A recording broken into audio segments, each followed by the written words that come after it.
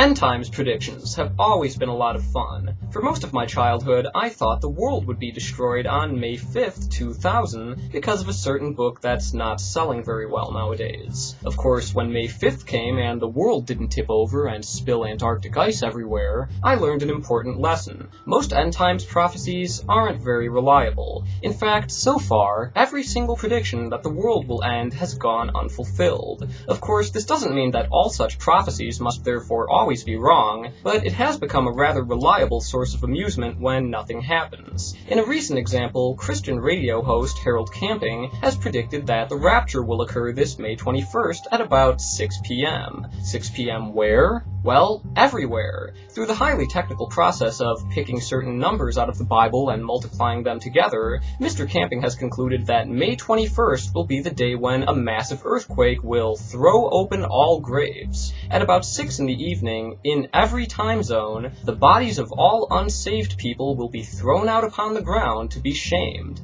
Given Mr. Camping's prediction that only 2% of the world will be saved, and various estimates that 100 billion people have lived throughout history, it seems that the rest of us are going to be buried under a steadily advancing wave of billions of reconstituted corpses. Praise the Lord! According to Mr. Camping, the inhabitants who survive this terrible earthquake will exist in a world of horror and chaos beyond description, which doesn't really sound much different from how things are now. Of course, the party won't last forever, since God is going to destroy the world 5 months later on October 21st. I guess we'll have to amuse ourselves with all the remaining believers whose religion has just been proven false. Of course, plenty of people have wondered what would happen if May 21st arrives and there's still no rapture. What would Mr. Camping do then? To hear him tell it, the biblical evidence is too overwhelming and specific to be wrong. Can't argue with that. He's even claimed that the success of the gay rights movement is really because God has planned it as a sign of the end times. So if anyone ever has a problem with us, we can just say we're doing God's work.